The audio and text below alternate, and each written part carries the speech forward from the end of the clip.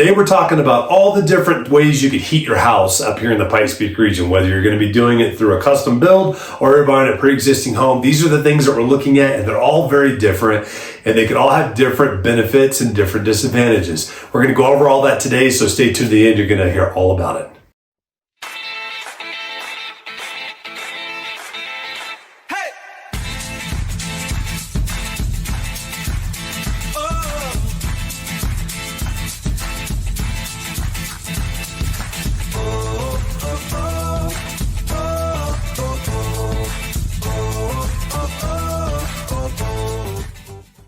Hey guys, I'm James Dean, team leader of the James D. Mountain Homes team. Thank you so much for watching these videos. Just really quick before we get into the meat of this video, I just wanted to make sure if you haven't done so already, hit that subscription button down below, hit that notification bell. That keeps you updated on all the new videos that we have coming out weekly. We've got several that come out each week on this channel, so please stay up to date with that. Also, if you've got any questions whatsoever that are real estate related or just in the community, please don't hesitate to reach out to us and give us a call. You can either call us at 719-266-2725. You can text us to that number as well, or you can email us at info@jdmret.net. Please, whatever you got to do to get those questions to us, please ask. We're here to help. We're here to provide value to you and helping you make informed decisions, whether you're looking to buy or sell real estate or just typical questions for the community out here. We are local experts in this area and we love this area. So please reach out to us, and we hope you guys enjoy this video. Okay, so today guys, we're talking specifically about the different types of heating sources that we have up here in the Pikes Peak region. And there are a bunch. I'm going to name pretty much all the main ones, and we're going to go through the advantages and disadvantages of all these as well, so that you guys can kind of get an idea of what we're seeing out here and what we're doing up here.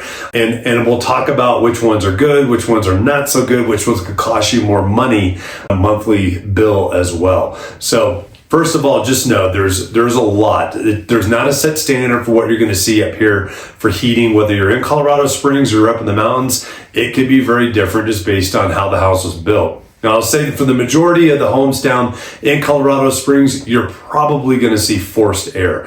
And you'll see that a lot up here within the mountains too. It's kind of the most popular one that you'll see, especially in today's day and age with new builds. A lot of folks, it's usually the most energy efficient and cost productive with a newer home. Unless you're getting into higher end homes that have like in-floor heating, and we'll get to that here in a minute. But your forced air heat, you're going to have a typical furnace just like you would if you had AC. And a lot of places down in Colorado Springs will have air conditioning down there too. You don't see that a lot up in the mountains, but you do see that quite a bit down in Colorado Springs. So you've got the ducting that's going through the house, and it's blowing that air, whether it's warm or cool, depending on what time of year it is and if you've got air conditioning or not, but it's blowing that through the ducting. Now, here's some disadvantages to forced air. Forced air, number one, we've got a very dry climate up here within Colorado. So when you have forced air heating or even air conditioning, it's really kind of making it feel even drier than it really is because it's blowing the air all over the place. So a lot of these systems will have built in, or you can do an add-on where you actually have it added on with a humidifier, and they're not that expensive. So if you see a home that doesn't have one of those on there, it just costs a few $100 to put one of those on. You're not having to get a whole new system, but it's nice to have those on. You do have to maintain those just like the furnace with changing filters, cleaning filters, all that fun stuff, but that can help the entire house have a much more comfortable feel. Now, with these forced air heaters, you will also see them in electric and natural gas form. Now, whether you feel like you're more prevalent on the electric side or natural gas side, we're not talking about that during this actual video. We're just talking about the different styles they have out there, but you do see both of those. And a lot of times it's very dependent on where that area is and what you have available to you. If you've got solar panels, then I mean, having electric would probably be a better way to go. But if you don't, natural gas typically is a little bit more energy efficient than the actual electric when you have the forced air heaters. So that's your most common one. Your next ones you're going to see quite a bit are going to be your boiler systems, which will then transfer into either a baseboard style heating or in-floor heating, and the boiler is going to be using hot water. These are almost always going to be a natural gas type selection. Sometimes you'll see electric, but you don't see that a whole lot, and that would be kind of expensive on the electric side. They're almost always going to be natural gas or propane powered for the boiler, but you're going to have a boiler down in the utility room where the furnace would have been before, and instead of ducting running through the house, you're going to have piping running through the house. that'll have hot water that's pumped through in its radiant style in its form. So one of the big things about radiant that they tell you over the forest area is radiant is not one that you want to start changing temperatures on back and forth. If you do that, you can end up with an astronomical heat bill. You find a comfortable temperature, you set it, and you leave it.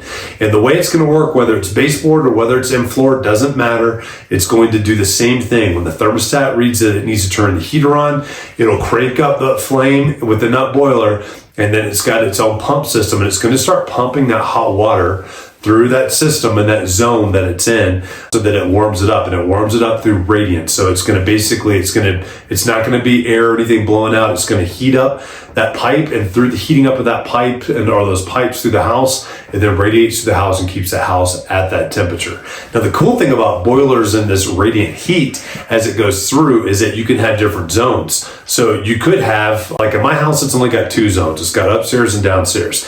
But in other places, you could have a master bedroom zone. The other bedrooms could all be in their own zones. The main living area zone. The basement could have a zone. The garage can have a zone. All of them could have different zones with thermostats, so you can keep those at different temperatures as well, depending on what you want to do. So that is a really nice thing without having to have a bunch of different boilers in there. They're able to do that through that one boiler as it goes through. Like I said, you could have in-floor as well. Here's a disadvantage with in-floor heating. You've just got to be really careful if you're putting wood floor in with nails going in, because you don't want to send those nails through the plumbing, because that's going to be a massive mess. So that's one of the disadvantages of the in-floor. One of the great advantages of in-floor heating with that boiler system, though, is you could do very, very durable flooring such as tile, and it's going to be comfortable. Tile typically is not very comfortable out here unless you have in-floor heating, because when it gets cold in the wintertime, that tile gets frigidly cold as well. So that's definitely a benefit of having the in-floor as opposed to just the baseboard that's out there. And sometimes folks just don't like the look of the baseboard heating that's sitting out there as well. So that's your next most probable that you're going to see out here. And then the next one after that, you're going to see some electric baseboard. Now, electric baseboard is going to be usually played off a 220 circuitry so that it's a little bit more efficient than a 110. Sometimes you see it on 110. That is going to use a lot of electricity. You'll usually see a thermostat in every room. It'll have a little dial on there that you can set that with. And baseboard electric heat is typically used as a secondary heat source or a fallback heat source out here. Somebody has like a wood stove or a wood fireplace, something else that they're going to be utilizing but needs to be maintained a little bit more to keep that heat going.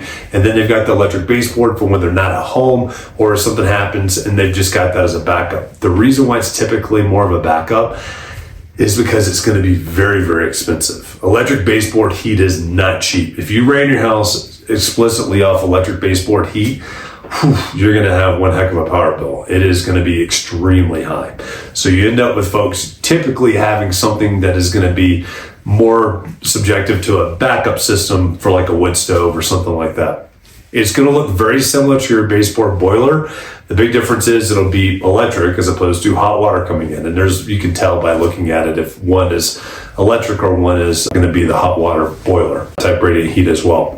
Next, we're going to get into some of our not as common stuff, but sometimes very common depending on where you are. Gas fireplaces. A lot of times gas fireplaces, gas stoves are going to be more for a look or a subsequent secondary heat source. They won't let them be primary heat sources within living or livable areas. But you can use them as that and then have other things that are kind of backing that up to maintain that temperature at a certain level. We see those happen a lot. You also see a lot of wood stoves. Pellet stoves are out there too. Just be careful with the pellet stoves. Typically, they want you to use hardwood pellets. And those, if you're using softwood pellets, that can cause problems. Usually, you want to find a pellet that works good for your stove and stick with it, because those can have issues with augers sometimes too, with them clogging. And if that's your only heat source, then you're pretty much without heat at that point in time. And that's a struggle in the wintertime. You don't want to be without heat. Wood stoves work really well as well. You can get cords of wood brought in and feed those. They've got super efficient wood stoves. Now, we've got a wood fireplace insert from Blaze King that we use in our house. That's incredible. You can literally load that thing in the evening at 8 o'clock at night, and it's got a little thermostat dial on it that we can set on it, that we know which setting is that keeps at the temperature that we want it to. It literally opens and closes the flue to maintain the room at that temperature for us. It will maintain a fire until I get up in the morning around 6 o'clock in the morning, and it's still going and it's still keeping the house really warm. So it's a great source of energy with just one load of wood that's going in there, so you're not loading it constantly.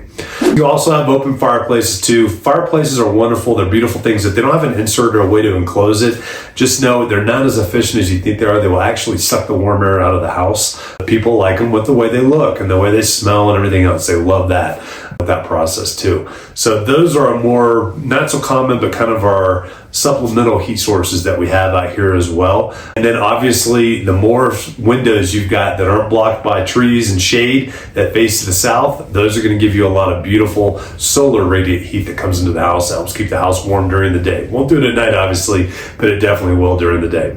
So I hope you found this informative and helpful as far as how the heat sources go here in the Pikes Peak region as well.